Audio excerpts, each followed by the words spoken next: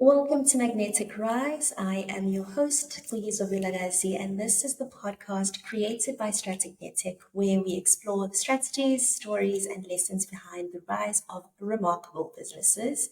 Today, I'm very excited to welcome Devin Sizemore to the show. Devin is a master connector, entrepreneur, and the founder of Devin Sizemore Consulting. It's a company dedicated to helping businesses scale through strategic networking and partnerships. Devin, welcome to Magnetic Rise. It's such a pleasure to have you here with us today.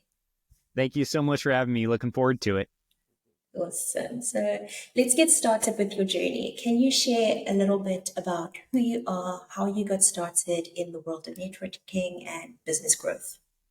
Yeah, definitely. So I always start with I'm a serial entrepreneur. So I have owned a marketing agency, a manufacturing company, a co-working space, and a cat cafe. And I've been in and around a lot of projects in between. And I've done consulting for the last 15 years with over 600 different companies, from individuals to startups to Fortune 500 companies. And so, yeah, all sorts of industries, backgrounds, experiences. And the bottom line to all of it is I love business. Awesome. Okay, that sounds great. You mentioned something about a cat cafe. What is a cat cafe before we move on? Yeah, for sure. It's a great question. So yes, my wife and I started a cat cafe. So depending on where you're located, this is the way I explain it is, there's trampoline parks where you can pay by hour to go and jump on the trampolines. It's the same with the cats. So you pay by hour to go spend time with the cats. And what we found is it's really beneficial for seniors who can't have animals because of where they live, for college students, and for people with post-traumatic stress or other things like that, where they can go into this really safe and comfortable environment and interact with the animals.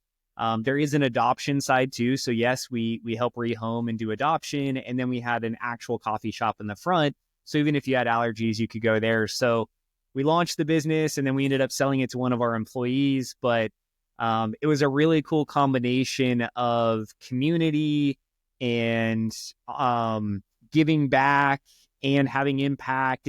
So many cool parts of the business and a very unique business model.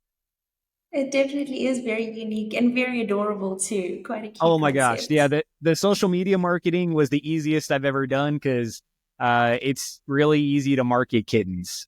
I can imagine. They do the work for you. They do. Yeah, it was easy marketing. No one wants to see me. They want to see cute kittens. So that was easy. I can imagine. I can imagine. Okay, so getting back onto the business side of things, or more the formal business, let's rather say that. Your company, Devin Sizemore Consulting, has helped countless businesses, as you've mentioned, grow through networking. What inspired you to create it? And also, how has the business evolved over the years? Yeah, definitely. So when I started my marketing agency, I found that, I was playing in a very crowded marketplace and you have to find a way to stand out. And so one way that I did that is I would do a lot of speaking and build authority that way, which is great.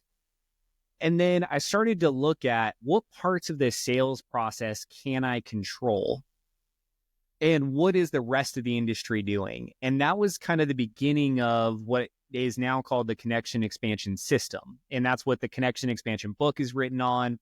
And it laid the foundation for this idea of how do we go into a networking event or a room of opportunity, have real and meaningful conversations, follow up in a way that generates the most amount of meetings, have those meetings in a way that actually establishes you as an authority and leads to people making high impact, high value connections for you, which then lead to referrals. And so I went on this journey of like directly impacting each step of that process. And over the last decade, for myself and the clients I work with, refining it, right? What's the best messaging? What are things people are doing wrong? How do we think different? How do we approach it? And then building that into a system that's 100% duplicatable, it's scalable, and if done right, will outperform most marketing strategies you're going to chase. But it takes a lot of time to build the foundation, and it works really great in conjunction with any marketing outreach you're doing because it'll show you how to leverage those booked meetings in a way more impactful way. Okay. And considering your experience that you've got, what's the secret to creating meaningful, high value connections in today's business world? Yeah, so the secret is to stop doing what you're doing. And so let me explain what I mean by that. So usually when I'm in a meeting or doing a presentation and there's lots of people, I'll ask, what's your number one source of business? And most people will say word of mouth or referrals. If they don't say that, it's the one that they would prefer, right? Because a Mm, referral is easy to close. You're already positioned. It's great, right? That's where we then end up backwards. Because then I say, okay, great. When you go into a networking event, what are you looking for? And they always say, I'm looking for prospects. I'm looking for prospective clients. And they have this idea of an ideal client profile, which you should have, right? You should have multiple of them. They should be clearly defined. The issue is if we go into marketing, sales, or a networking event with this very limited mindset on, I only want to connect with this one type of person, we miss all the opportunity in the room because we are assuming all sorts of things about the people in the room. We don't know who they know. We don't know who their spouse is, their family is. We don't know what organizations they're part of. We don't know what boards they sit on. We don't know if they own other businesses other than the one business card they just showed us. Matter of fact, we don't know anything. Yet, as business professionals or business owners, we go into these environments, right, with a little bit of commission breath, a little bit of that sales mentality where we're trying to find prospective clients. Yes, my approach is the same. I want you to find prospective clients, but I want you to do it in a genuine way. So instead of going in there and being that person who's shoving business cards out, you're not capturing business cards, you're not following up, you don't have a system. We want to change to having real, meaningful conversations where people actually feel heard, and we want to add value to them as fast and as often as possible in the relationship. And if you do that, you will get what you want. But you have to stop selling and start connecting. And the one quote I tell everyone to put on a post-it note and put on your monitor is everybody wants to buy, nobody wants to be sold, right? We mm, all live in a society, right, that teaches us to be consumers. Yet as sales professionals or business owners, we try so hard to sell instead of just letting people buy. And so that's why I started with you have to forget and stop doing what you're doing because you have to take a much more genuine approach to networking, to marketing, to sales. And that approach will nurture way more lasting results. okay, that it makes sense. It makes plenty of sense. Do you have a specific or maybe a more how do I put it? A more actionable piece of advice as to how someone can actually move beyond that surface level networking to a truly strategic relationship. So maybe something that someone can start looking into today to say, okay, maybe I can stop doing this now and try this. Yep. Yeah. Let me give you a quick action item. There'll be a couple pieces to this, but I'm going to give you some stuff that's in the book. So one thing I tell people is let's just talk about your current network, right? You have a network, whether it's in your phone, in a CRM somewhere, or, it's an active customer list. The first thing we need to do is just book meetings. Being in meetings with people is where we have the most leverage because we can learn, we can reposition, we can realign the relationship. Maybe you have a lot of people in your network that you're just not getting value out of. Okay, great. So the first thing to do is to reach out to that network and say, hey, it's been a long time since we connected. I wanted to check in with you and see how you're doing. Anything new and exciting, any new challenges or obstacles.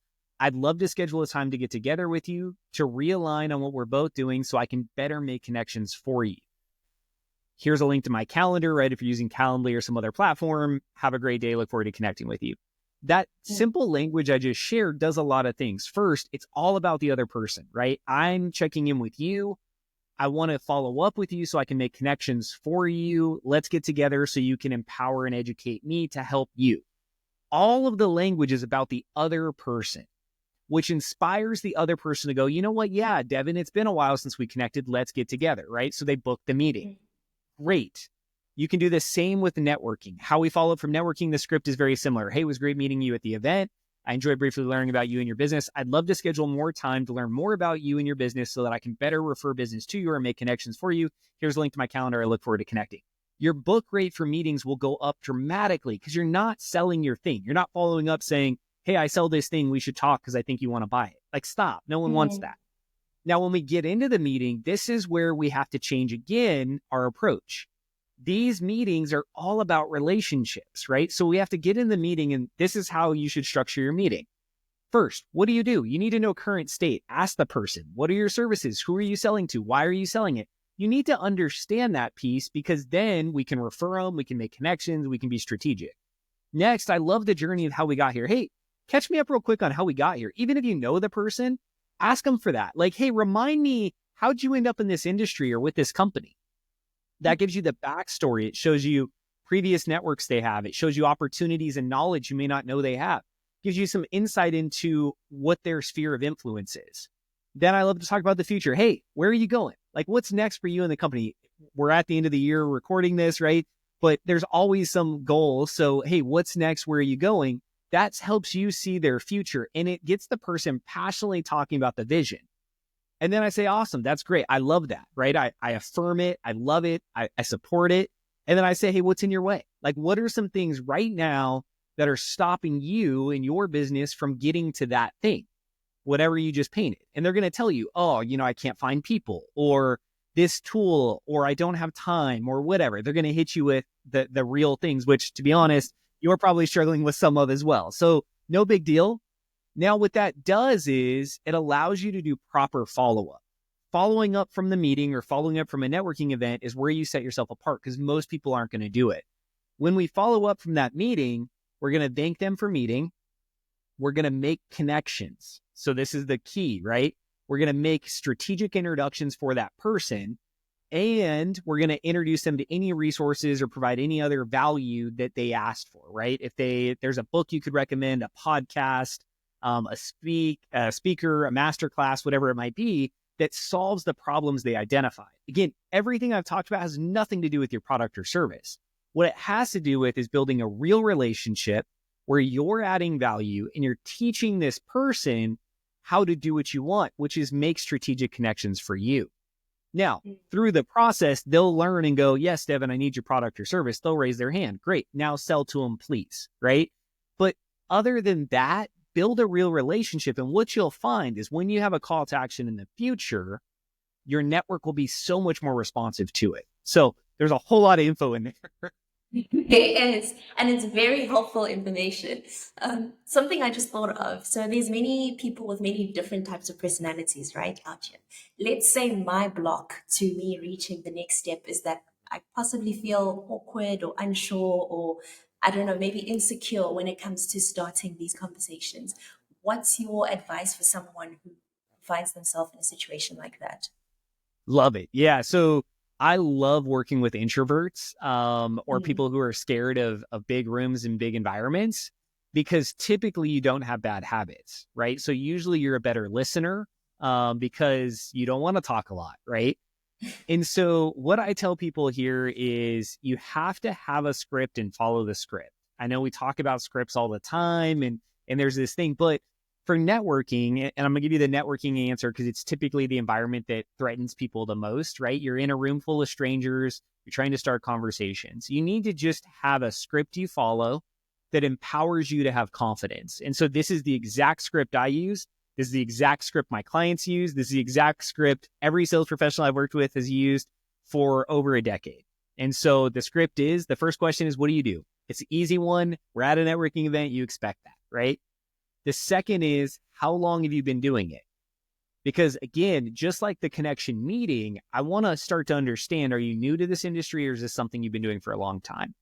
They're going to answer. If it's short, like under 6 months, I'll ask them, hey, what'd you do before? Right? So now I'm trying to figure out, like, what's that previous network? If it's been a long time, I'll usually say some sort of statement like, oh, you must love what you do, right? That will inspire them to tell you one of two things. One, they're going to, yes, passionately talk about, yes, I love being a realtor because, or I love teaching because, or whatever it is. And if they don't, they're going to give you the other answer, which is, matter of fact, I'm stuck. Oh, interesting. Like, why do you feel that way, right? It gives you kind of a natural flow to the conversation. And the fourth question I always ask is, what's a good connection look like for you, or who can I refer you to?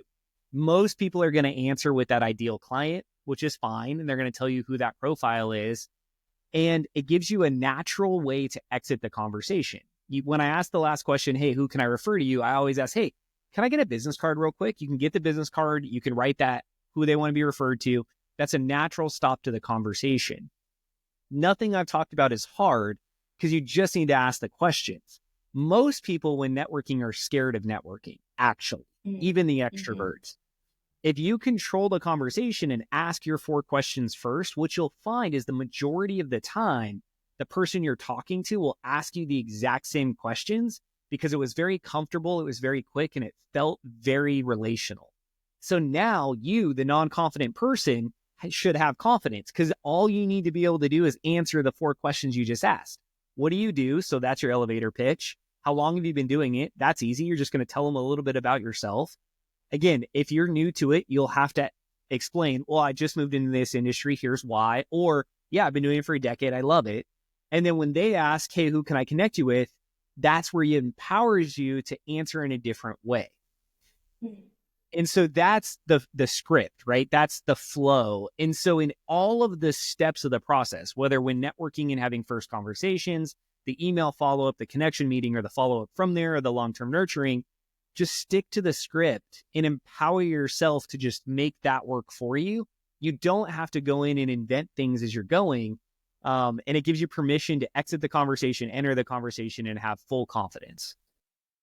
Sounds simple enough. Sounds impactful. Yeah, you don't have to do too much, and you don't have to talk about the weather, the food, or the sports event last weekend. You can just ask a few simple questions, and you'll get enough information where if you get their contact info, again, you can start the process of following up and booking the next meeting, which again, you control. We fail in all these steps when we think the other person's going to take action. They're not. So we have to control the process. Yeah, that's pretty interesting. I think we overthink the networking process. Meanwhile, if you just take a step back, listening to what you've said, it is really that simple and it should work. Yeah. It's the same with all the processes, right? Often in our follow-up email, right? We try to do too much. In the first meeting, we try to do too much. You don't have to. What you have to do is actually care about people, add value to them, and trust the process. If you can do that, you start to set the foundation, which will build long-term success. Devin, thank you so much for that. And thank you for joining us today and sharing your insights and a bit about your journey as well. Your passion for helping businesses scale truly shows in the way that you speak. And yeah, it's truly inspiring to say the least. Before we wrap it up, how can our listeners get involved and learn more about what you're doing, or maybe even acquire your services? Yeah, thanks so much for having me. And yeah, we just skimmed the surface, but hopefully there's some value there for you as a listener. The first thing is you can go to my website, devinsizemore.com, DevinSizemore.com. All my info's on there, a bunch of resources. And then you can grab Connection Expansion on Amazon in all countries. And the audiobook's coming out soon, so keep an eye out for that. But right now, Kindle, paperback, and hardcover. And it talks about everything we just talked about. All the scripts we talked about are in there and a whole lot more. So if you want to dive deeper, I would recommend starting there, or feel free to reach out to me. I'd love answering questions. And if I can help you conquer the world, I will do so. Thank you so much for that, Devin. You are a true superhero in the business world. Thank you so much. I can give you a little bonus content if you want. Okay. So yeah, so I'll share this, and you can decide if and how you want to use it. So one thing I tell people, it's called the connection expansion exercise, and I like to use the real estate example. If I ask realtors who they want to connect with, they always answer with a mortgage lender or an insurance agent. It's like they're taught that that's the quick response, is like, I need to know these 2 types of individuals. The issue is, if every realtor in your market is looking for those 2 types of individuals, it's so crowded, right? And that goes back to the marketing space. It's such a crowded space, and you're targeting all the same people. So we go through this exercise of looking at who else has access to our clients, and that's where we look at who else do our clients spend money with? So vendors, where do our clients gather? Who educates our ideal clients? Who has impact or influence over our ideal clients? And then who's a general connector? And we build this list out in a totally different way. So for real estate, we might look at pest control companies, solar sales companies.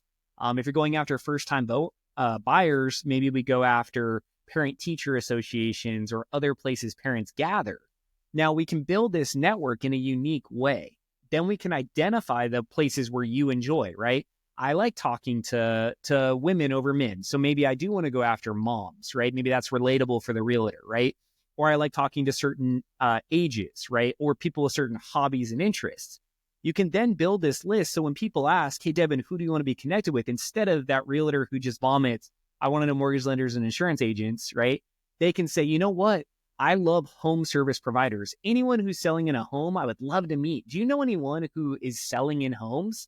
And again, we're not answering with the ideal client. We're answering with these people who have access to our ideal clients, which gets rid of all the tension in the ask, because you now can make that introduction without that fear of that person being sold.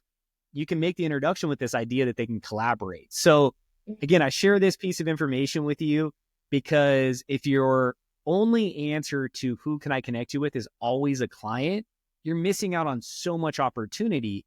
And if you even go a step further and you just answer with what your industry is typically asking, then you're just competing with everyone else. So find those unique asks inside your industry that unlock access to your ideal clients in a unique way. So some bonus content for you. Hopefully there's value in there. That's chapter 3 or 4 in the book, but just trying to pour as much value as I can. Thank you so much, Devin. That's absolutely amazing. Thank you. And that is a wrap for today's episode of Magnetic Rise. Devin's story reminds us that at the heart of every successful business is a network of relationships built on trust, value, and mutual growth. Until next time, keep rising and building relationships that lead to remarkable results. Thanks, Devin. Thank you.